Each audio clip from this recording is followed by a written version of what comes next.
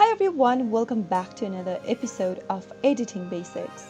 In this tutorial video, I will be guiding you through how to nest on Filmora. The nesting feature on Filmora is not something that is available within the software, but you can achieve a similar result by creating a compound clip or grouping the clip. So in order to do that, first of all, launch open Filmora application on your computer and then go ahead and import medias to your timeline. Double click on the plus icon and select the clips you would like to use and import them onto your timeline.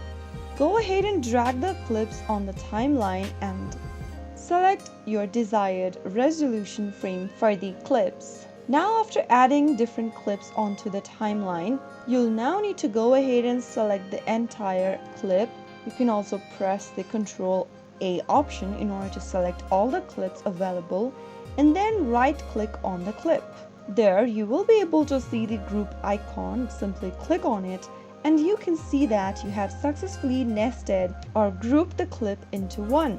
This will combine the clip into a single clip that you can edit as a whole. So that is how you nest on Filmora in just a couple of minutes. If you found the video to be helpful, go ahead and give us a thumbs up. Don't forget to subscribe to the channel by hitting the subscribe button.